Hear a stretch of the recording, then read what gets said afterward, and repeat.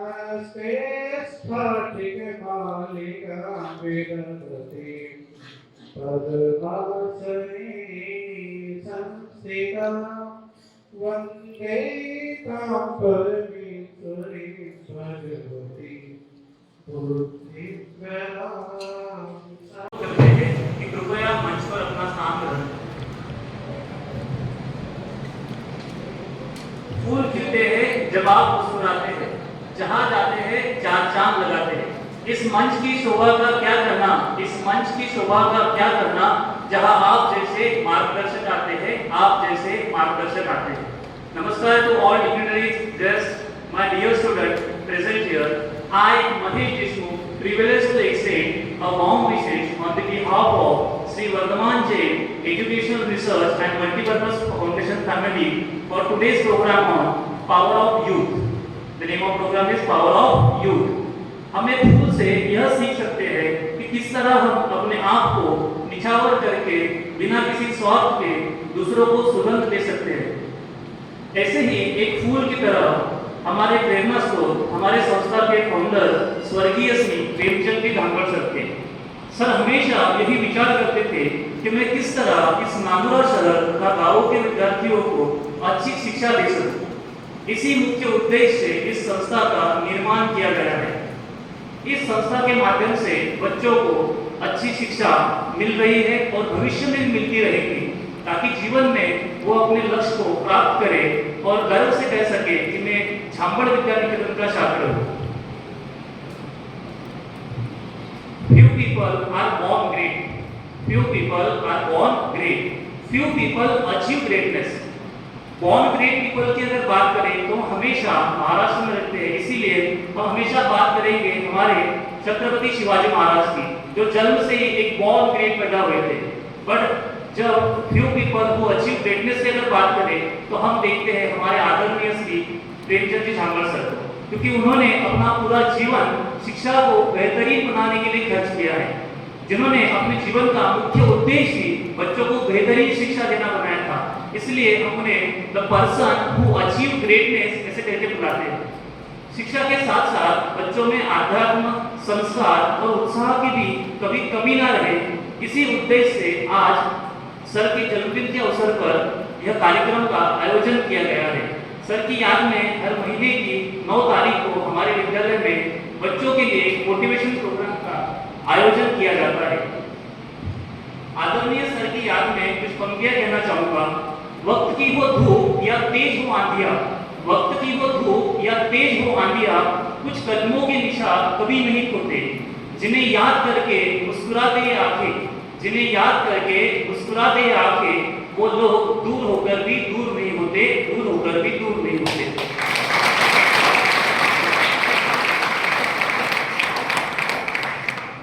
हमारे आदरणीय सर का यही उद्देश्य साकार करने के लिए हमारी मार्गदर्शक स्कूल डायरेक्टर आदरणीय मीना मैम हमें सदैव प्रोत्साहित करती है और हमारे विद्यार्थियों के सर्वांगीण विकास के लिए सदैव डटी रहती है। हमारी आदरणीय मीना मैम के लिए कुछ पंक्तियां कहना चाहूंगा। सिकंदर हालात के आगे कभी नहीं झुकता, सिकंदर हालात के आगे कभी नहीं झुकता, तारा टूट भी जाए जमीन पर नहीं गिरता। अरे गिरते हैं हजारों दरिया समुंदर में, अरे गिरते हैं हजारों सरिया समुंदर में, पर कभी कोई समुंदर दरिया में नहीं गिरता, कभी कोई समुंदर दरिया में नहीं गिरता।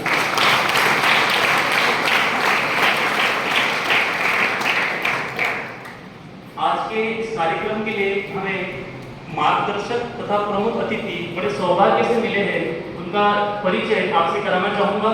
उससे पहले सर के लिए कुछ पंक्तियाँ हमने लिखी है तो वो बोलूँगा। महक उड़ा है विद्यालय, महक उड़ा है विद्यालय जब से आप पधारे हैं, महक उड़ा है विद्यालय जब से आप पधारे हैं। ऐसा एहसास होता है, ऐसा एहसास होता है कि जैसे जन्म जन्म से आप हमारे हैं, जन्म जन्म से आप हमारे हैं।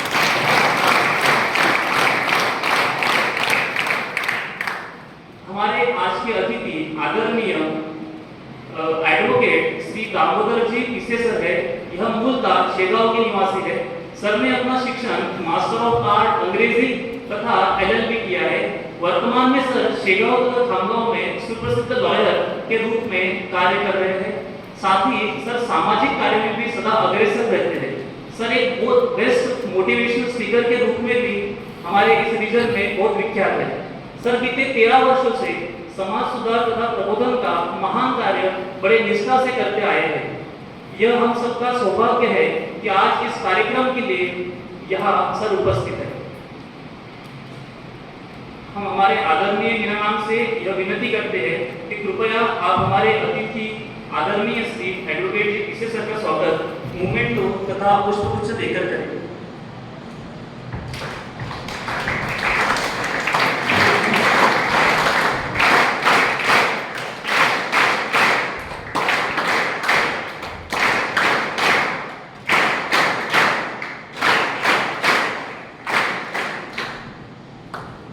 धन्यवाद मैम, धन्यवाद मैम। हम आदरणीय पिसे सर से यह विनती करते हैं कि कृपया आपके विचार हमारे बच्चों के साथ साझा करिए। हिंदवी स्वराज्याचे संस्थापक छत्रपती शिवाजी महाराज, स्त्री शिक्षणाचे पुरस्कर्ते आदरणीय महात्मा ज्योतिराव फुले, त्यांच्या खांद्याला खांद्या लावून काम करणाऱ्या सावित्रीबाई फुले, तसेच भारतीय राज्यघटनेचे शिल्पकार डॉक्टर बाबासाहेब आंबेडकर, ज्या परिसरात आपण राहतो तो परिसर म्हणजे श्री गजानन महाराजांचा परिसर आहे। संत शेगावचे संत श्री गजानन महाराज या सर्वांना मी सर्वप्रथम अभिवादन करतो। मित्रांनो, तुम्हाला सर्वांनाच माहिती आहे आपल्या संस्थेचे संस्थापक श्री प्रेमचंदजी झांबळ सर यांचं 2018 मध्ये निधन झालेलं आहे आणि त्यांनी आपल्या कर्तव्य कर्मातून आपल्या संस्थेची उभारणी केलेली आहे। फुलेसे रोप लावलेले द्वारी आणि तयाचा वेलू गेला लग्नावरी असा एका लहानशा रोप्याचं जे 2004 मध्ये सरांनी चालू केलेली एक एज्युकेशन संस्था आहे त्याचं एक महान असं एक रूपांतर झालेलं आहे आणि हा आपण त्या एक वटवृक्षाचा भाग म्हणून या ठिकाणी आपण शिक्षण घेत आहोत। सरांनी चालू केलेल्या संस्थेमधून आजपर्यंत सर्व क्षेत्रात इथले विद्यार्थी गेलेले आहेत। काही इंजिनियर झालेले आहेत, काही डॉक्टर झालेले आहेत, काही ऍक्टर झालेले आहेत, काही पायलट झालेले आहेत। म्हणजे इथल्या आजचे जे तुम्ही युवक बसलेल्या आपल्यामधून सुद्धा काही लोक, काही म्हणजे सर्वच लोक तुमचं भरारी घेतील अशी मी आशा करतो। खरं तर सरांनी जे काम केलेलं आहे ते काम असं आहे की ते आज जरी आपल्यात नसतील तरी त्यांच्या जीवित कार्याचा आज आपण या ठिकाणी गौरव करतो। कारण एक सामाजिक असं काम सरांनी केलेलं आहे, एक पुढच्या पिढ्या घडाव्या त्यासाठी एक एज्युकेशन संस्था नांदोऱ्यासारख्या ठिकाणी सरांनी निर्माण केलेली आहे। त्यामुळे सर जरी नसले तरी सरांचं कर्तव्य तुमच्या आमच्या नेहमी प्रेरणा देत राहील। म्हणजे म्हणतात नाही की एखादा जर धान्याचा दाणा जमिनीत पेरला तर तो जमिनीतला दाणा पुन्हा नव्याने हजारो दाण्याच्या स्वरूपात येऊन जिवंत राहतो। म्हणजे आपले सरांचं जे म्हटलं तर एक जमिनीत जाणारा दाणा म्हणता येईल सरांना आणि आपल्या त्यांच्या विचाराच्या स्वरूपात हजारो दाण्याच्या स्वरूपात सरांचं कार्य जिवंत आहे। सरांच्या नंतर त्यांच्या पत्नी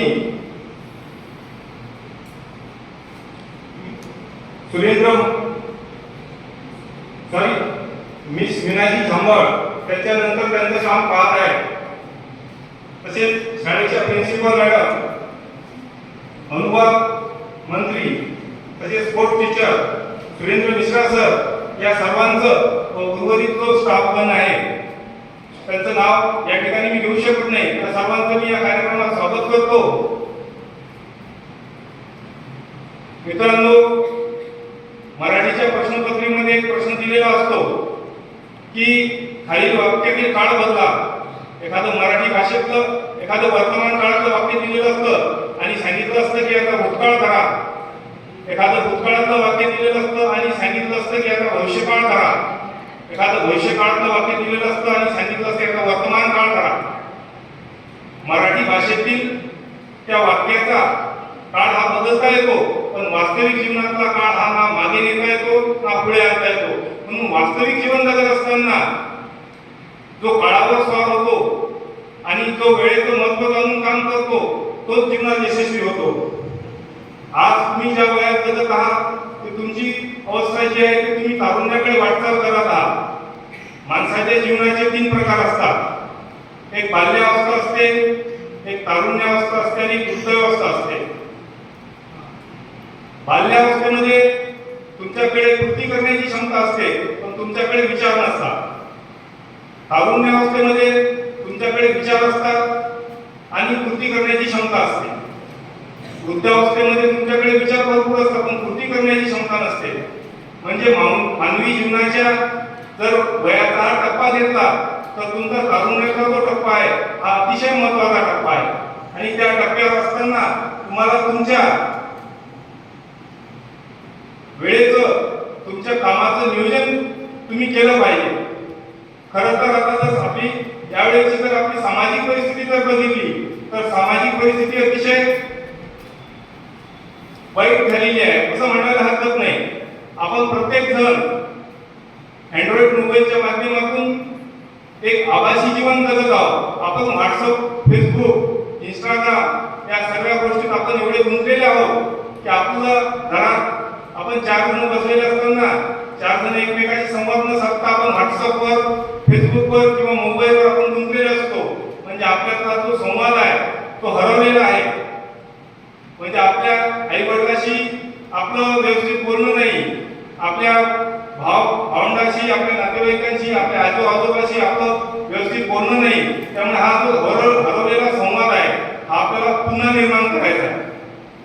म्हणजे खरं तर म्हणजे आपण पाहतो की माझे व्हॉट्सअपवर, फेसबुकवर 5000 मित्र आहेत.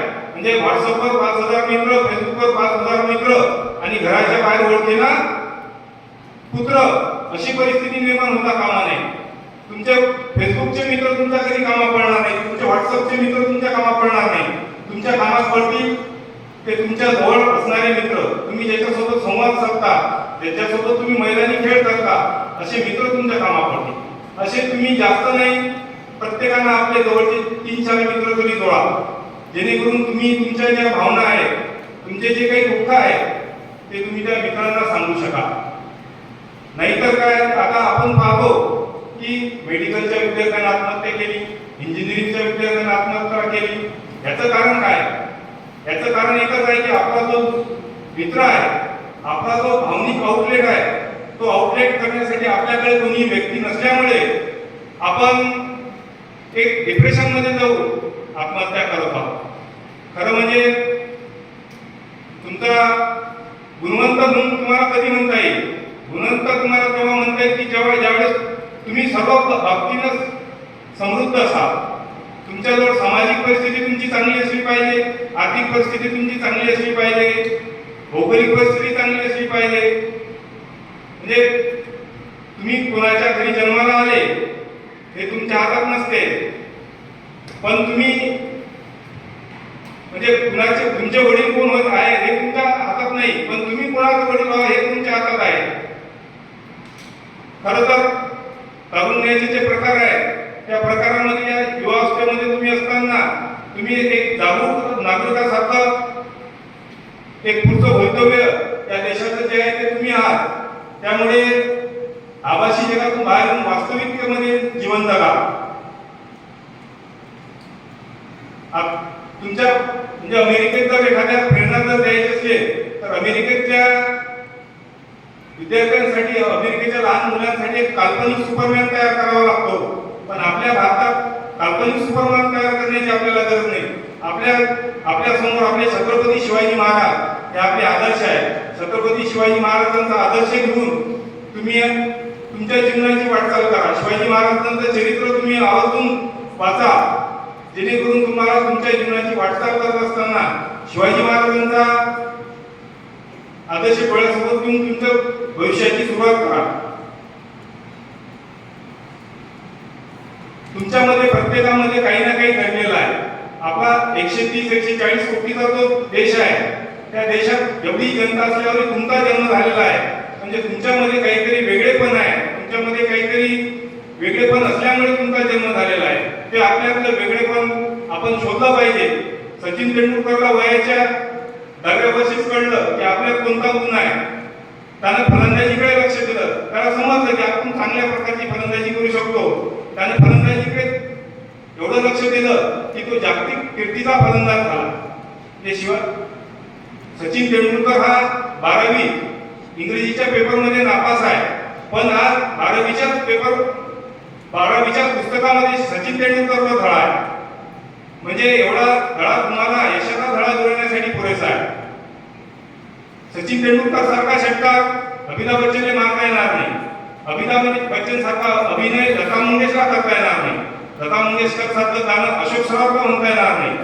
म्हणजे प्रत्येकाची एक वेगवेगळी शैली आहे. तशी तुमच्या प्रत्येकामध्ये एक वेगवेगळी शैली दडलेली आहे. त्याचा तुम्ही वापर, त्याचा तुम्ही तुमच्या सुप्त गुण आणि तुमच्या सुप्त गुणांचा तुम्ही विकास केला पाहिजे. एक तुम्हाला उदाहरण देतो की एक मार्केटिंगचा एक क्लास होता. म्हणजे MBA च्या मुलांना जाण्यासाठी विद्यार्थ्यांमध्ये आणि टीचरमध्ये संवाद चालू असते की कोणाला कोणत्या फील्डमध्ये MBA करायचं आहे. कोणी म्हणते मी फायनान्समध्ये MBA करतो, कोणी म्हणते मी ह्युमन रिसोर्स अँड मॅनेजमेंटमध्ये MBA करतो. पण एक बाकावर बसणारा बोबडं बोलणारा एक मुलगा असते, तो म्हणते की सर मी मार्केटिंगमध्ये MBA करीन. त्यावेळेस त्याचे सर म्हणतात की अरे तुला तुझा मार्केटिंग मधला रस तुला म्हणता येत नाही, तू मार्केटिंग मध्ये कसं काय MBA करतो, तू दुसऱ्या मध्ये MBA कर, फायनान्स मध्ये कर, ह्युमन रिसोर्स मध्ये कर. पण त्यांना सांगितलं की सर करेल तर मी मार्केटिंग मध्ये MBA करेन. मग सरांनी सांगितलं ठीक आहे, तुला जे वाटत असेल ते तू कर. मग सरांनी सांगितलं की आपण एक परीक्षा घेऊ. प्रत्येकाला रामायणाच्या 100 प्रती दिल्या आणि प्रत्येकाला सांगितलं की तुम्ही ह्या रामायणाचे 100 ज्या प्रती आहेत ह्या तुम्ही मार्केटमध्ये विका. कोण जास्त विकते ते आपण पाहू. आणि मग 8 दिवसांनी सरांनी पुन्हा त्या वर्गातल्या विद्यार्थ्यांना बोलावलं आणि प्रत्येकाला विचारलं की काय बाबा तू किती विकल्या. तर एका विद्यार्थ्याने सांगितलं की सर मी 8 विकल्या. मग दुसऱ्या विद्यार्थ्याला विचारलं, संतोषला विचारलं, संतोष म्हणे मी 12 विकल्या. विठ्ठलला विचारलं, विठ्ठल म्हणे मी 20 विकल्या. मग सरांनी शेवटी तो बोबडं बोलणारा मुलगा असते त्याला विचारलं काय बाबा तू किती विकल्या. त्यावेळेस ते बोबडं बोलणारा सर म्हणाला सर मी पूर्ण विकल्या. त्यावेळेस सरांनी विचारलं अरे तू अशी कोणती स्ट्रॅटेजी वापरली की तू रामायणाच्या 100 प्रती विकल्या. तो म्हणाला काहीच नाही सर, मी फक्त लोकांच्या दारासमोर जायचो, बेल वाजवायचो, त्यांच्या समोर रामायणाची प्रत धरायचो आणि म्हणायचो की घेता विकत की वाचून दाखवू. म्हणजे आपलं बोबडं बोलणं हे त्यानं स्ट्रेंथ बनवली. तो जर घरात बसून राहिला असता किंवा मला बोलता येत नाही, माझ्यात कोणत्या प्रकारचं स्किल नाही असं जर काही असतं तर तो मार्केटमध्ये जाऊन त्या रामायणाच्या प्रती विकू शकला नसता. पण त्यानं तो बोबडं बोलणं होतं त्याचं एक स्किल केलं आणि स्वतःच्या ज्या मार्केटिंगची होतं ते त्यानं करून दाखवलं. म्हणून कोणतीही विकनेस असली तरी त्याची सुद्धा आपण स्ट्रेंथ बनवून आपण जीवन जगायला पाहिजे. त्याच्यानंतर आजची जी भौगोलिक परिस्थिती आहे, भौगोलिक परिस्थिती आपण पाहतो सर्व वृक्षतोड झालेली आहे. आपल्या मध्ये पाणी अडवा पाणी जिरवा ही जी गव्हर्नमेंटची संकल्पना आहे ती फक्त नावापुरती आहे, पण कोणी पाणी अडवत नाही, कोणी जिरवत नाही. फक्त याची अडवा आणि त्याची जिरवा अशा प्रकारचा प्रकार चालू आहे. छत्रपती शिवाजी महाराजांनी 350 वर्षापूर्वी पाणी अडवा पाणी जिरवा अशी एक संकल्पना राबवली होती आणि त्या संकल्पनेनुसार जर आपण ती जर शिवकालीन पाणी योजना राबवली तर आपल्या ह्या पाण्याच्या ज्या समस्या आहेत, वृक्षांच्या ज्या समस्या आहेत, ह्या सर्व निघून जातील. ते तुम्हाला मी याच्यासाठी सांगतो की सर तुम्ही म्हणाल की आम्हाला कशाला सांगता तुम्ही पाणी अडवा पाणी जिरवा, आम्ही तर विद्यार्थी आहोत, आम्ही काय करू शकतो. पण उद्याचे नागरिक तुम्ही जा, उद्याचे अधिकारी तुम्ही जा. कदाचित तुमच्यापैकी कोणीतरी एखादा राजकारणी होईल आणि तो सुद्धा लक्षात घेईल की नाही आपल्या स्कूलमध्ये एक सेमिनार झाला होता, त्या सेमिनारमध्ये आपल्याला सरांनी सांगितलं होतं की पाणी अडवा पाणी जिरवा.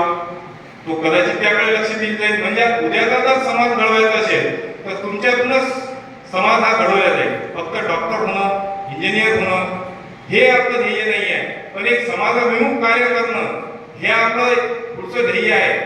म्हणजे आता आपण पाहतो की एक उदाहरण पाहिलं की एका आई वडील असतात ते आपल्या मुलांना दोघांना इंजिनियर करतात. दोघंही मुलं इंजिनियर होऊन परदेशात जातात आणि परदेशात गेल्यानंतर ज्यावेळेस आई वडील म्हातारे होतात त्यावेळेस आई वडील म्हणतात की अरे तुम्ही आम्हाला भेटायला या किंवा आम्हाला तरी तिथे घेऊन जा. पण ते दोघंही जण येत नाही. त्यापैकी नंतर आई वारते. त्यानंतर जे शेजारी पाजारी जवळचे नातेवाईक असतात ते त्यांचं सगळं करतात, त्यांना बोलावतात. त्यापैकी एक मुलगा येतो आणि एक मुलगा आल्यानंतर तो त्याचे वडील त्याला म्हणतात की अरे बाबा तू आता हे 13 दिवसाचा जो आपला कार्यक्रम आहे त्याच्यासाठी थांबतो इथं. पण तो थांबायला तयार नाही. त्याने वडिलांना 50,000 रुपये दिले आणि सांगितलं की बाबा तुम्ही हे जे आहे ते करून घ्या.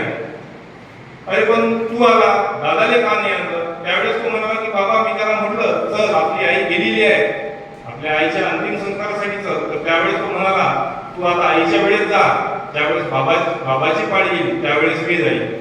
म्हणजे अशा प्रकारची सामाजिक परिस्थिती निर्माण झालेली आहे. तर शिक्षणातून आपल्याला आपल्या आईवडिलांपासून दूर जायचं नाही, आपल्या समाजापासून दूर जायचं नाही.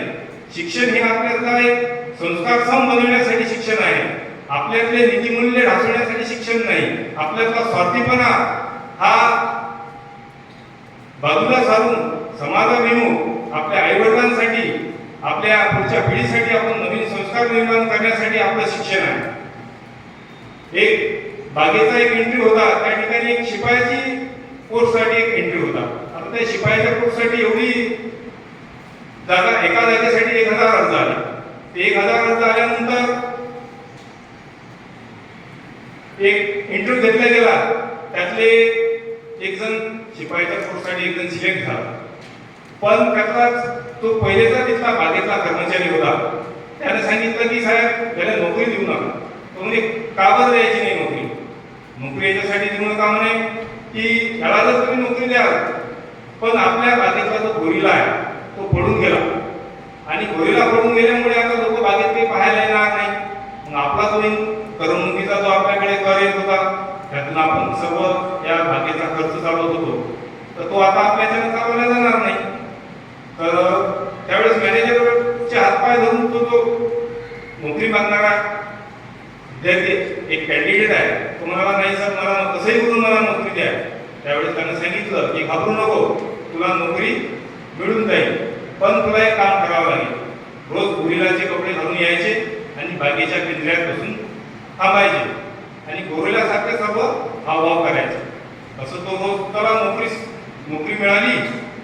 आपल्याला नोकरी तशी मिळत नाही, आपल्याला नोकरी मिळाली म्हणून त्यानं गोरिलाचं एक रूप धारण केलं की रोज गोरिलासारखे कपडे घालून यायचे, तोंडाले गोरिलासारखं लाल रंगाचं वगैरे लावायचं आणि बागेत गोरिलासारखे अभिनय करायचे, गोरिलासारखे उड्या मारायचे. मग ते बागेत कसे पोरं आले पाहायला, मुलं आले पाहायला किंवा काही लोक पाहायला आले किंवा शाळेची ट्रिप आली पाहायला तर त्यावेळेस गोरिलासारखा हातपाय करून तो लोकांचं एंटरटेनमेंट करत होता. एकदा काय झालं की त्या बागेत कॉलेजची मुलं मुली आहेत आणि हा गोरिला एकदम उड्या मारायला लागला. चला आता या सर्व कॉलेजची मोठी ट्रिप आलेली आहे, शाळेची मोठी ट्रिप आलेली आहे, याचा आपण एंटरटेनमेंट करू. खूप उड्या मारायला लागला. तो उड्या मारता मारता तो वाघाच्या पिंजऱ्यात जाऊन पडला. मग वाघाच्या पिंजऱ्यात जाऊन पडल्यावर त्याला समजलं आता वाघाच्या पिंजऱ्यात पडलो आपण, आता आपल्याला मुक्तीशिवाय दुसरं काही नाही. मग तो वाघाची विनवण्या करायला लागला. त्याला समजलं आता आपलं खरं रूप जर बाहेर आलं तरी चालते, नोकरी केली तरी चालते, कारण आता जर आपण खरं रूप प्रकट केलं नाही तर हा वाघ आपल्याला खाऊन टाकेल. तर तो अशा वाघाच्या विनवण्या करायला लागला. तर वाघाने येऊन त्याचा पटकन हात दाबला की अरे म्हणे जास्त आवाज करू नको, जास्त जर आवाज करशील तर आपल्या दोघांची खरे रूप प्रकट होईल. म्हणजे वाघ सुद्धा एक माणूसच होता आणि तो वाघाच्या रूपात तिथं नोकरी करत होता.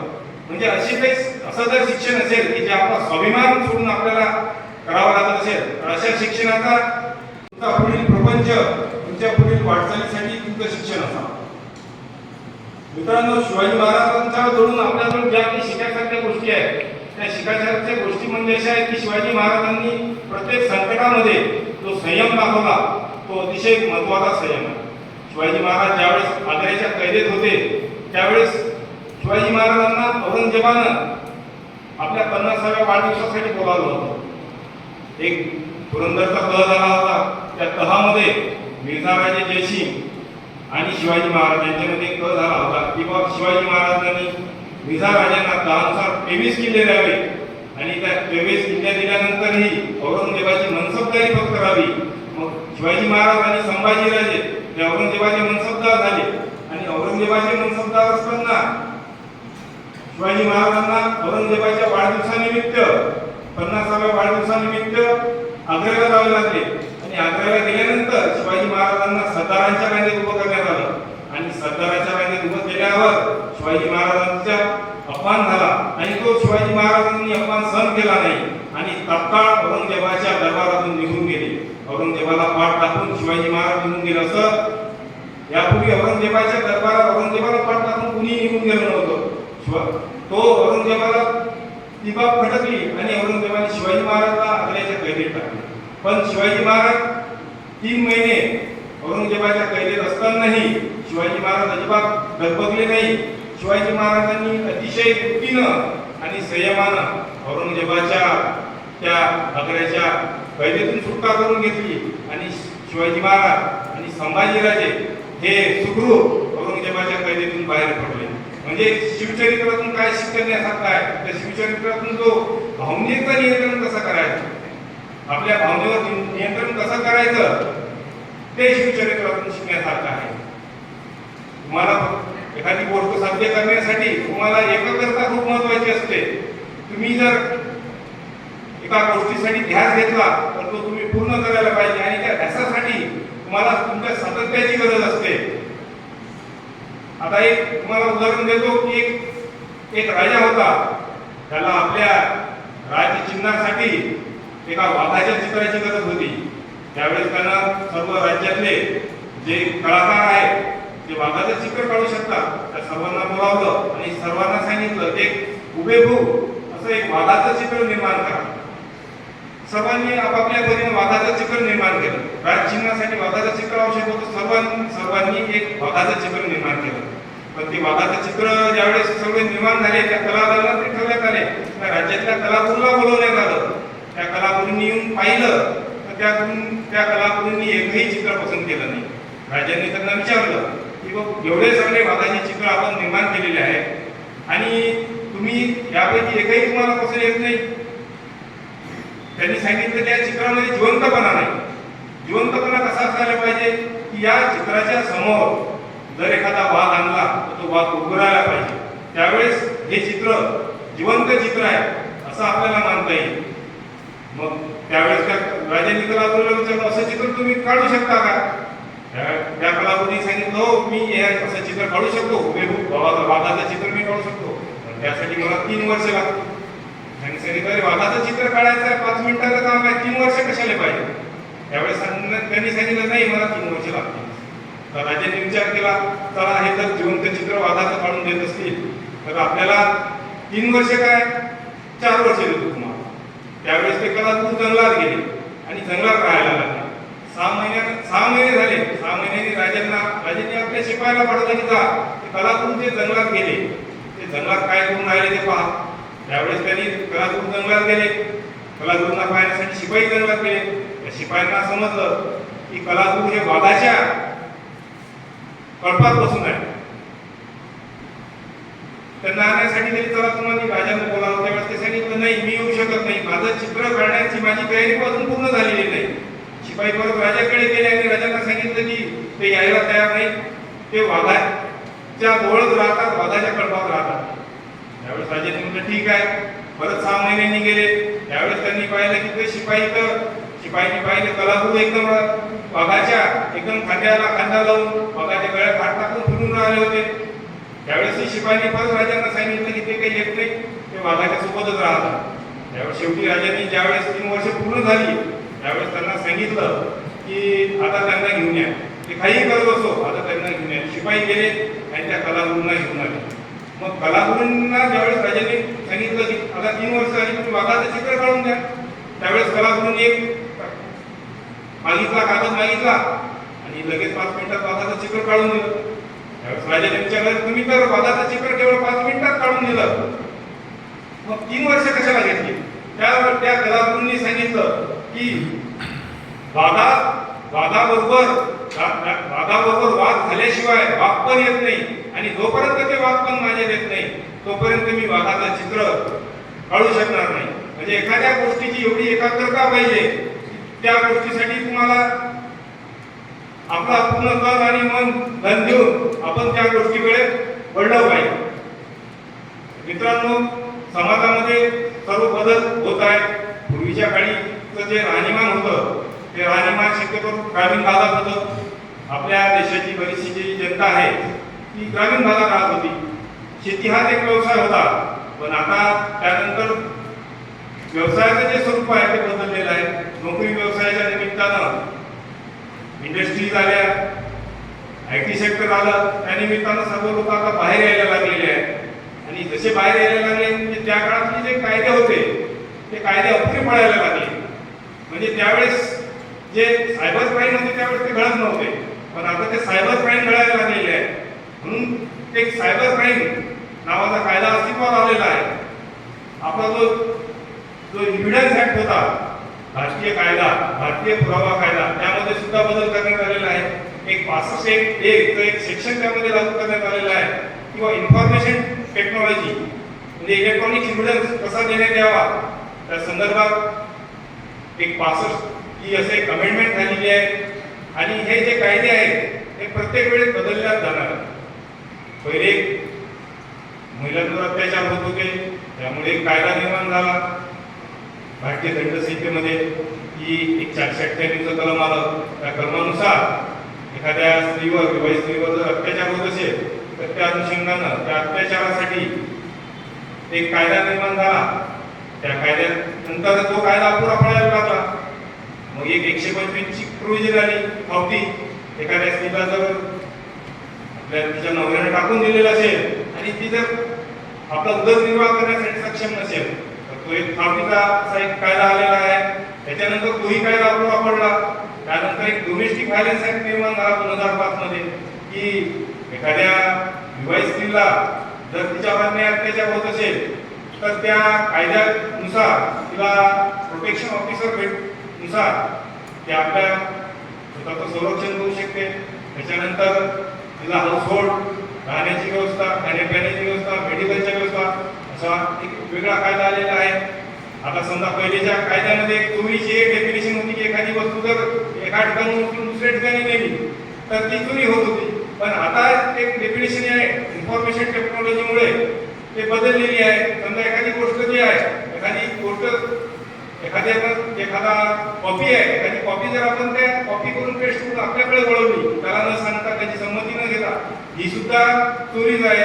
समजा तुम्ही एखाद्या वेळेस एखाद्या मोबाईलवरून त्याला जी महत्वाची माहिती आहे ती तुमच्याकडे वळवता, पण त्याच्याकडची माहिती त्याच्याकडेच असते. म्हणजे ते तिथून ती वस्तू उचलली गेली नाही, पण ती वस्तूची तुम्ही देवाण केलेली आहे. म्हणजे पहिल्या कायद्यानुसार ती चोरी नाही.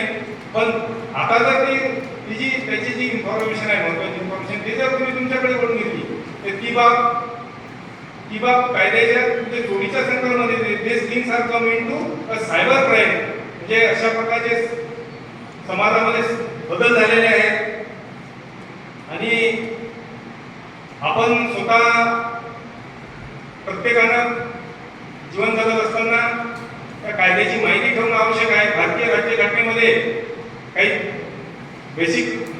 फंडामेंटल राईट दिलेले आहेत आणि काही डायरेक्टिव्ह प्रिन्सिपल दिलेले आहेत. डायरेक्टिव्ह प्रिन्सिपल मध्ये ज्यावेळेस देश स्वतंत्र झाला त्यावेळेस free and compulsory education for the children is not a fundamental right at that time. कारण इंग्रजांच्या राजवटीनंतर हा आपला जो भारत देश आहे हा पूर्ण पोखरून निघालेला होता आणि त्यावेळेस सर्वांना शिक्षणाचा अधिकार देणं हे राष्ट्राला शक्य नव्हतं. पण ती बाब ज्यावेळेस शक्य नव्हती त्यावेळेस घटनाकारांनी ज्यावेळेस घटना आली त्यावेळेस सांगितलं की आता शक्य नाही, पण ज्यावेळेसचे त्यानंतरची जी गव्हर्नमेंट येतील त्यांनी सर्वांना फ्री अँड कंपल्सरी एज्युकेशन द्यावं. त्यानंतर आता 2009 मध्ये free and compulsory education for the children is the directive principle and nowadays this directive principle is converted into a fundamental rights. म्हणजे 14 वर्षापर्यंतच्या सर्व मुलांना शिक्षण घेण्याचा अधिकार आता निर्माण झालेला आहे. Free and compulsory education for the children is a new fundamental right nowadays. मी ह्या तुम्हाला या गोष्टी याच्यासाठी सांगतो की आपण सर्व बाबतीत जागरूक असावं, आपण सर्व बाबतीत सजग असावं. Law help the active and diligent and not to those sleep over their rights. कायदा हा त्याच माणसाची मदत करतो जो जागरूक कायद्याप्रती जागरूक आहे आणि जो कायद्याप्रती झोपलेला आहे त्याला कायदा कधीच मदत करणार नाही. म्हणजे ignorance of law is no excuse. तुम्ही असं म्हणू शकत नाही की मला कायदा माहित नव्हता. तुम्ही समजा एखाद्या पार्किंग मध्ये गाडी लावली आणि तिथं तुम्हाला फाईन केला तर तुम्ही असं म्हणू शकत नाही त्या फाईन करणाऱ्या ऑफिसरला किंवा पोलिसांना की मला माहीतच नव्हतं की नो पार्किंग मध्ये गाडी लावणं, सॉरी नो पार्किंग मध्ये गाडी लावणं म्हणजे हा एक नियमाचा भंग आहे असं मी म्हणू शकत नाही. म्हणजे तुम्हाला कायद्याची माहिती असणं गरजेचं आहे. आता समाजामध्ये काय चालू आहे की आपलं जे लक्ष आहे ते भरकटलेलं आहे, एक वेगळ्या गोष्टीकडे लक्ष भरकटलेलं आहे. म्हणजे आपल्या ज्या मूलभूत गरजा आहेत त्या मूलभूत गरजांचा कोणी विचार करू नये, शिक्षणाचा कोणी विचार करू नये, अन्नधान्याचा कोणी विचार करू नये, आपल्या प्रगतीचा कोणी विचार करू नये. केवळ म्हणून त्याचा राज्यकर्त्यांनी काय केलेलं आहे की आपलं एक लक्ष विचलित केलेलं आहे, म्हणजे आपलं दुसऱ्या गोष्टीकडे एक लक्ष वळवलेलं आहे आणि त्यामुळे काय होते की आपण त्या गोष्टीकडे भरकटलं जाऊन आपण आपल्या मुख्य मुद्द्यावर गोष्ट लक्ष देत नाही. आता मी ऑफिसमध्ये बसल्यावर पाहिलं की आपले जे प्रेमचंदजी झांबळ सर आहेत त्यांचं एक मी वाक्य वाचलं तिथं. ते वाक्य असं आहे की तुम्ही तुमच्या कामावर जितकं फोकस करा, तुम्ही तुमचं ध्येय एवढं मोठं ठेवा की तुम्हाला इतरच्या ज्या गोष्टी आहेत त्या गोष्टीसाठी वेळच देता येऊ नये. म्हणून आता आपण ह्या ज्या इतर गोष्टी आहेत त्याच्याकडे लक्ष न देता, आता कसं आहे की एखाद्या वेळेस तो एक माझा कोण ऍक्टर होता तो धोनीची भूमिका करत होता, तुम्हाला नाव माहिती असेल त्याचं, सुशांतची. त्यानं आत्महत्या केली. त्या आत्महत्येचा जो त्याचं जे इन्व्हेस्टिगेशन आहे ते इन्व्हेस्टिगेशन करतील ना, पोलीस करतील, सीबीआय करतील, पण मीडियावाल्यांनी तो प्रश्न किती उचलून धरला. जवळजवळ 1 महिना त्यावर सर्वांचं लक्ष होतं. मीडियाचं लक्ष तिकडे, पेपरातून सुशांत सिंगच्या बातम्या. पण आपल्या ज्या मुख्य समस्या आहेत, आपल्या ज्या बेरोजगारीच्या समस्या आहेत त्याच्याकडे कोणाचं लक्ष नव्हतं. म्हणून आपण सध्याचं जे चाललेलं आहे या गोष्टीपासून आपण सावध राहावं. म्हणजे म्हणतात ना की लबाडाची लबाडी ओळखण्यासाठी आपल्याजवळ सुद्धा पुढची लबाडी पाहिजे. त्यावेळेस आपल्याला लबाडाची लबाडी ओळखता येते. एका गावातली मी तुम्हाला गोष्ट सांगतो. एका चोरांना म्हैस चोरून न्यायची होती. त्यांनी काय केलं की म्हशीच्या गळ्यातली एक घंटा घेतली आणि ती घंटा घेऊन वाजत पश्चिमेकडे गेले आणि जशी घंटा घेऊन ते पश्चिमेकडे गेले, गावकऱ्यांना म्हटलं चोर या दिशेने पळत आहे. त्या दिशेने सर्व गावकरी चोराच्या मागे गेले आणि त्यांनी पाहिलं जशी गावकरी चोराच्या मागे गेले घंटा आणण्यासाठी, त्यावेळेस इकडची जी म्हैस आहे ती त्यांनी पूर्व दिशेला घेऊन गेले. म्हणजे तशाच प्रकारचा हा तो प्रकार चालू आहे. आपलं लक्ष दुसऱ्याकडे वळवायचं आणि मुख्य जे आपले प्रश्न आहेत त्याच्यापासून बाजूला राहायचं. एक तुम्हाला गोष्ट सांगतो की आमच्या शेगावला एक गजरेवाला आहे. तो गजरे विकत असते आणि गजरे विकत असताना तो नेहमी म्हणत असते की हो मॅडम गजरा घ्या, 1 महिना सुटणार नाही. हो ताई गजरा घ्या, 1 महिना सुटणार नाही. असं येणाऱ्या जाणाऱ्या सर्वांना तो म्हणत असते. म्हणजे त्याचं स्किल असं आहे की आपले गजरे विकले गेले पाहिजे. असे गजरे विकत असताना त्याच्या टोपीत काही गजरे शिल्लक राहिले तर तो एका मॅडमला म्हणाला हो मॅडम गजरा घ्या, 1 महिना सुटणार नाही. पण त्या त्याला उत्तर त्या मॅडमने दिले की अरे मी मागच्या महिन्यात अजून घेतलेला तो माझ्याकडे अजून तसाच्या तसा. म्हणजे त्या मॅडमचं त्याचं जे विकायचं स्कीम महत्वाचं, त्याच्या लबाडीला लगेच मॅडमने दिलेलं उत्तर महत्वाचं. ह्या सगळ्या गोष्टी आपण ध्यानात घेतल्या पाहिजे. म्हणजे हे तुम्हाला तुमच्या दैनंदिन शाळेतून ह्या गोष्टी शिकायला भेटणार नाही. त्या गोष्टी मी तुम्हाला आज सांगत आहोत. तसंच आता आपल्याकडे काही मुलांना स्पोर्टमध्ये इंटरेस्ट असेल तर त्यांनी स्पोर्टकडे लक्ष द्यावं. काही मुलांना चित्रकलेची आवड असेल तर त्यांनी चित्रकलेकडे लक्ष द्यावं. म्हणजे तुमच्यातली काय आवड आहे ती तुम्हाला शोधावी लागेल आणि मग आवड असली की ऑटोमॅटिकच सवय तयार होते. हे तुम्हाला सर्वांना लक्षात द्यावं लागेल. जे परिस्थिती ही माणसाला, मी नेहमी सांगत असतो की परिस्थिती माणसाला घडवतही नाही आणि परिस्थिती ही माणसाला बिघडवतही नाही. माणूसच परिस्थिती घडवतो आणि माणूसच परिस्थिती बिघडत असतो. डॉक्टर बाबासाहेब आंबेडकरांची काहीच परिस्थिती नव्हती. डॉक्टर बाबासाहेब आंबेडकर आपल्याला माहित आहे की विजेच्या दिव्याखाली बसून अभ्यास करायचे आणि विजेच्या दिव्याखाली बसून अभ्यास करून ते एवढे मोठे झाले की त्यांचं कोलंबिया विद्यापीठात एक हुशार विद्यार्थी म्हणून, त्या दशकातला हुशार विद्यार्थी म्हणून त्यांनी नाव मिळवलं आणि आपल्या देशाची राज्यघटना लिहिली. म्हणजे बाबासाहेब आंबेडकरांची परिस्थिती नव्हती पण तरी त्यांनी आपली परिस्थितीवर मात करून आपलं जे ध्येय होतं ते साध्य केलं. त्याउलट पंडित जवाहरलाल नेहरू अलाहाबादच्या ज्यावेळेस विश्वविद्यापीठात शिकत होते त्यावेळेस त्यांना घेण्यासाठी, म्हणजे विद्यापीठात जाऊन सोडण्यासाठी आणि नेण्यासाठी रोल्स-रॉयस नावाची गाडी त्यांना येत होती. एक दिवस काय झालं की पंडित जवाहरलाल नेहरू ज्यावेळेस त्या विद्यापीठाच्या एका दरवाज्यातून बाहेर पडले त्यावेळेस तिथे गाडी नव्हती. मग त्यांनी घरी कसे तरी ते घरी पोहोचले आणि आपल्या वडिलांना विचारलं मोतीलाल नेहरूंना की आज गाडी का पाठवली नाही. त्यावेळेस मोतीलाल नेहरूंनी सांगितलं की अरे मी गाडी पाठवली होती पण तुझ्या दरवाज्यातून, तू आज वेगळ्या दरवाज्यातून निघाला, गाडी दुसऱ्या दरवाज्यावर असेल, त्यामुळे गाडी येऊ शकली नाही. मग दुसऱ्या दिवशीपासून त्यांनी सांगितलं की ठीक आहे तू आता कोणत्याही दरवाज्यातून ये, तुला पायी यायचं काम पडणार. मग दुसऱ्या दिवशीपासून त्या अलाहाबाद विश्वविद्यापीठाच्या सातही दरवाज्यावर मोतीलाल नेहरूंनी गाडी उभी केली. म्हणजे त्या दिवसापासून पंडितलाल जवाहरलाल नेहरूंना कधी पायी यायचं काम पडलं नाही. म्हणजे एवढी श्रीमंती पंडितलाल जवाहरलाल नेहरूकडे होती. म्हणजे परिस्थिती होती पण पंडित जवाहरलाल नेहरू हे बिघडले नाही. ते देशाचे पंतप्रधान झाले आणि डॉक्टर बाबासाहेब आंबेडकरांची परिस्थिती नव्हती पण तरीही ते देशाची राज्यघटना लिहिली. म्हणून मी सांगतो की माणसाला परिस्थितीही घडवतही नसते आणि परिस्थितीही बिघडवतही नसते. माणूसच परिस्थिती घडवत असतो आणि माणूसच परिस्थिती बिघडत असतो. ही बाब आपण सातत्यानं लक्षात घेतली पाहिजे. आपल्यामध्ये कोणताही न्यूनगंड बाळगू नका. मी गरीब घरात जन्माला आलो किंवा माझे आई वडिलांचे शिक्षक आहे, तुमचा जर तुम्ही कोणी पराभव करत असेल तर तुम्ही तुमचा पराभव तुम्ही स्वतःच करू शकता. दुसऱ्या कोणालाही एवढी ताकद नाही की तुमचा पराभव करू शकेल. तुमचा पराभव तुम्हीच करू शकता आणि तुमचा विजयाचे शिल्पकार सुद्धा तुम्हीच करू शकता. मित्रांनो, आता तुम्ही ज्या टप्प्यात आहे हा एक तुमच्या जीवनातला एक महत्त्वाचा टप्पा आहे आणि या महत्त्वाच्या टप्प्यातूनच तुम्ही तुमचं मार्गक्रमण करत राहा. पण मी तुम्हाला एकच या ठिकाणी सांगतो की आपल्या आई वडिलांनी जे कष्ट केलेले आहेत, ज्याला आपल्या आई वडिलांच्या कष्टाची जाणीव आहे, त्या विद्यार्थी कधी वाया जाणार नाही. ज्यावेळेस तुमच्या मनात काही असे विचार येतील की आपला एखादा मित्र वाढदिवसावर खर्च करतो, काही पार्ट्या करतो, आपण करत नाही, पण त्यावेळेस आपण एक लक्ष द्यायचं की आपल्या आई वडिलांनी जे कष्ट करून आपल्यावरती काही स्वप्न आपल्या वडिलांनी आपल्यासाठी पाहिलेलं आहे ते आपल्याला पूर्ण करायचं आहे.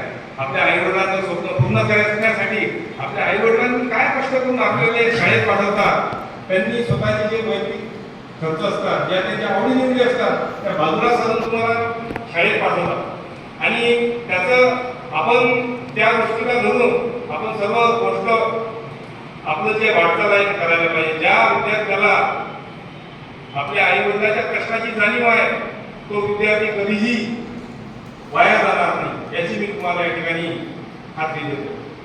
मित्रहो, आता आपण पाहतो की इंजिनिअरिंग, डॉक्टर या दोन क्षेत्राकडे जाण्याचा कल भरपूर झालेला आहे. म्हणजे तुमचा जर इंजिनिअरिंगला चांगल्या कॉलेजमध्ये नंबर लागला म्हणजे तुम्ही यशस्वी झाले असं तुम्ही समजता, किंवा MBBS ला नंबर लागला किंवा एखाद्याचा जर MBBS ला किंवा इंजिनिअरिंगला झाला नाही, नंबर लागला नाही, तो एकदम खचून जातो. तर असं खचून जाण्याचं कोणतंच कारण नाही. कारण डॉक्टर आणि इंजिनियर ह्या दोनच काही तुमच्या करिअरच्या संधी नाही, भरपूर करिअरच्या संधी आहे. आता वकिलीच्या व्यवसायाकडं थोडासा कल आता कमी झालेला आहे. काही जणांना वाटते किंवा वकील झाल्यानंतर काही वकिली चालत नाही, 18 वर्ष आपले स्ट्रगल करावा लागतो. पण या लॉच्या फील्डमध्ये आल्यानंतर तुम्हाला भरपूर संधी आहे. तुम्हाला या लॉच्या फील्डमधून JMFC कडे जाता येईल, म्हणजे तुम्ही जज बनू शकता, सरकारी वकील बनू शकता. आज कॉर्पोरेट सेक्टरमध्ये लॉ ग्रॅज्युएटची बरीचशी आवश्यकता आहे. त्यामुळे असे प्रत्येक फील्ड जे आहे ते प्रत्येक फील्डकडे आपण एक डोळस नजरेनं पाहिलं पाहिजे. आपली ऐकत नसतानाही आपण जबरदस्तीनं इंजिनिअरिंगकडे जातो, त्यावेळेस आपला नंबर लागत नाही. पेमेंट शीटमध्ये आपण नंबर लागून कर्ज काढून आपण इंजिनियर होतो, पण इंजिनियर झाल्यावरही चांगलं पॅकेज मिळत नाही किंवा चांगल्या कंपनीत नोकरी मिळत नाही. त्यावेळेस हताशून बरेचसे मुलं आपण पाहतो की कमी पगाराचे म्हणजे करायला परवडत नाही, म्हणून आत्महत्या करतात नसतात. ही जीवन जगताना ही पाणी कुणावर येऊ नये, त्यासाठी पहिले आपल्या ज्या बलस्थानं आहे आणि आपल्या ज्या कमजोरी आहे त्या सर्वांचा विचार करून आपण आपलं क्षेत्र निवडावं. आपल्या आवडीचं क्षेत्र निवडावं. आपल्या आवडीच्या क्षेत्रासाठी आपल्या आई वडिलांना सांगावं की बाबा मी या क्षेत्रात मला हे काम करायचं आहे आणि तुम्ही काही काळजी करू नका, मी माझ्या आवडीचं क्षेत्र निर्माण केलं म्हणजे मी त्या क्षेत्रात यशस्वी होईल असा तुम्ही विश्वास दाखवा. आणि यशस्वी कोण होते? तो योग्य निर्णय घेतो तो नाही, पण घेतलेला निर्णय योग्यच कसा होता हे जे दाखवून देतो तो यशस्वी होतो. तुम्ही फार भाग्यवान आहात, तुम्ही या इंग्लिश स्कूलमध्ये शिकता. आम्ही ज्यावेळेस लहान होतो त्यावेळेस मी माझं सांगतो की मी माझ्या गावातल्या एका प्रायमरी स्कूलमध्ये शिकलो 4थी पर्यंत. त्याच्यानंतर आमच्या गावात 4थी पर्यंत शाळा होती. 7वी पासून मी आमच्या बाजूला 2 किलोमीटरवर आठवण नावाचं गाव आहे, तिथं जात होतो. त्याच्यानंतर शेगावला शिक्षणाला आलो.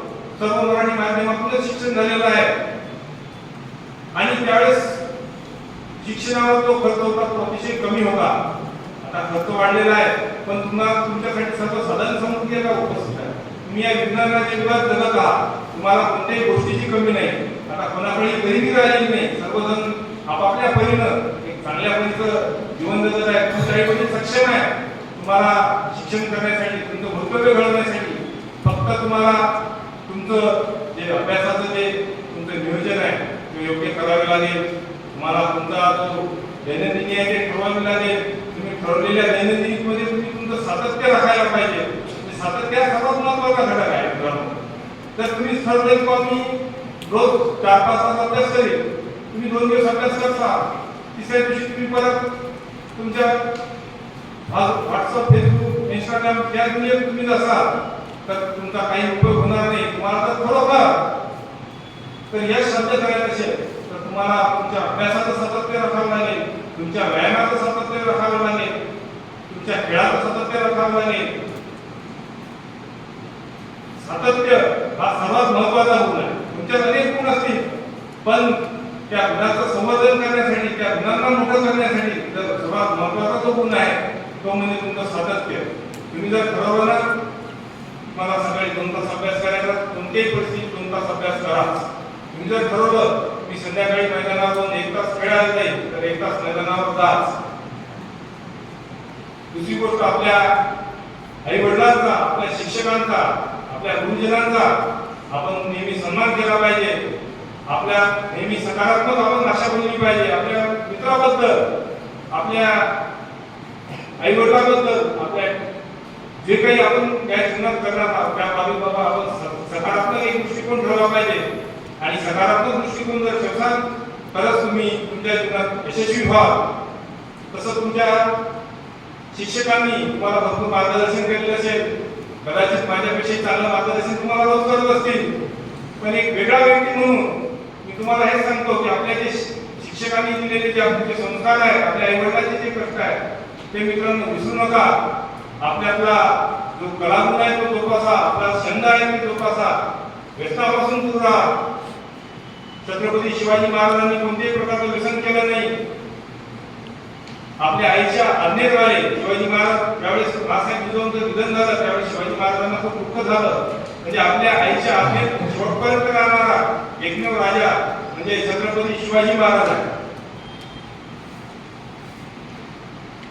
डॉक्टर बाबासाहेब आंबेडकरांचं उदाहरण घ्या तुम्ही. डॉक्टर बाबासाहेब आंबेडकरांनी अपार कष्ट केले, 16 तास अभ्यास केला आणि आपल्या देशाला एक राज्यघटना निर्माण केली.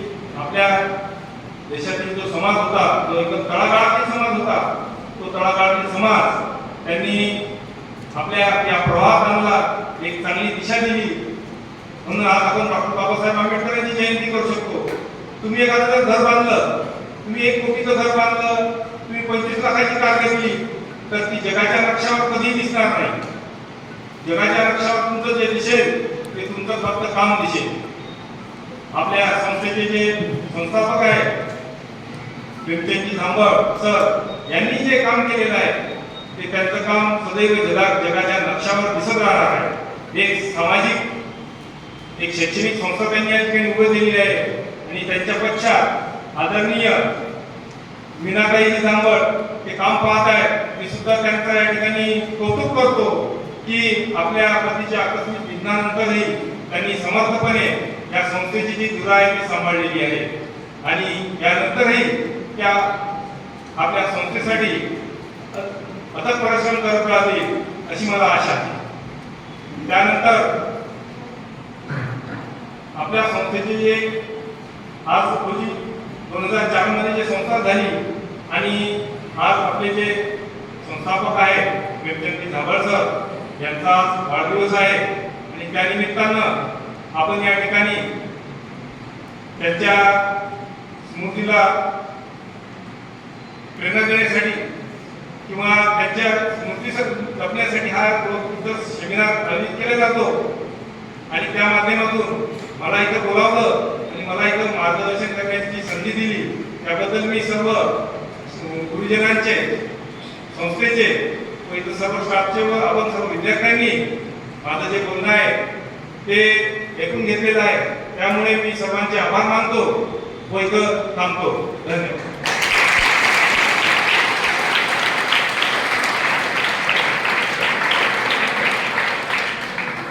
आदरणीय सर ने हमें बहुत ही अच्छा मार्गदर्शन किया है, साथ ही जीवन में किस प्रकार आगे बढ़ने के लिए हौसला और उत्साह की जरूरत होती है यह अलग अलग उदाहरण देकर स्पष्ट किया है.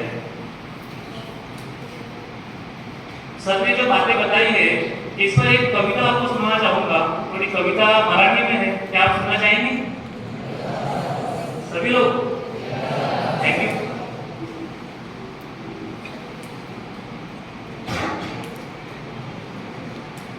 आपके साथ की जरूरत है मुझे इसके लिए. तुझी तुलाच पुरी करायची हौस आकाशी उंच उडायची. तुझी तुलाच पुरी करायची हौस आकाशी उंच उडायची. गड्या तयारी फेवर मनाची कधी नडायची कधी झुकायची. दुनिया डोक्यावर घेणार हायर तुला उचलून घेणार हायर.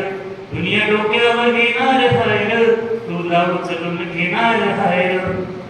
आला जरी कधी कठीण क्षण तो खंबीर उभं तुरायचं. गड्या खंबीर उभं तुरायचं. हटायचं नाही गड्या झटायचं. पुढं पुढं तू चालत जायचं. पुढं पुढं तू चालत जायचं. नव्यात माणसं तरुणाईच मिळालं रे वरदान. तुला मिळालं रे वरदान. रेशमी कापड हातात तुझ्या करू नको बारदान. त्याच करू नको बारदान. आई बापाच्या पायावर डोकं. आई बापाच्या पायावर डोकं. बाकी कुण्याशी रारोग ठोक. साथीला चांगले शिल्लक लोक. सलामी झुकून सलामी वाकून सलामी झुकून देणार हायर. तुला उचलून घेणार हायर. दुनिया डोक्यावर घेणार हायर. तुला उचलून घेणार हायर. धन्यवाद.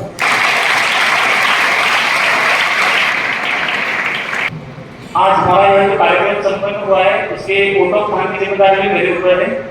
तो मैं माननीय मुख्य अतिथि आदरणीय डायरेक्टर मैम, आदरणीय प्राचार्य मैम तथा मेरे शिक्षक एवं मेरे प्यारे विद्यार्थी मित्रों, मैं आशा करता हूँ कि यहाँ उपस्थित लोगों ने आज की इस कार्यक्रम को बहुत ही आनंद लिया होगा और इस कार्यक्रम से बहुत कुछ सीखा भी होगा।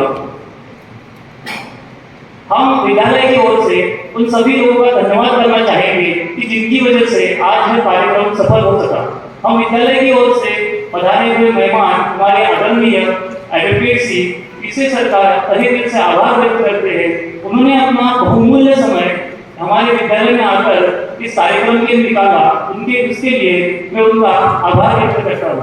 सर ने सच में आपके शब्दों ने छात्रों को बहुत प्रेरित किया है। हम यह कोशिश करेंगे कि आपके द्वारा बताई गई बातें हम हमारे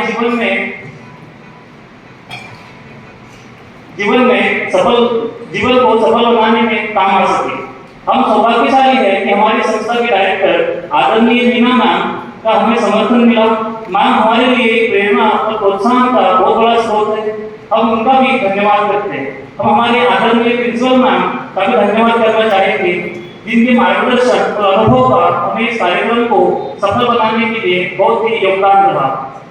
इसी के साथ हम सभी शिक्षक गणों उनका ही प्रोत्साहन और मार्गदर्शन के लिए बहुत दिल से धन्यवाद करते हैं। हमारे विद्यालय के सभी गैर शिक्षक कर्मचारियों के मेहनत का ही नतीजा है कि आज यह कार्यक्रम अच्छे रूप से संपन्न हुआ है। हम यहाँ उपस्थित सभी छात्रों का भी धन्यवाद करते हैं, जिनके कारण यह कार्यक्रम सफल हो सका। अंततः यहाँ मौजूद सभी लोगों का धन्यवाद और प्रिंसिपल मैम और मीना मैम की अनुमति से यह प्रोग्राम संपन्न हुआ। इस समय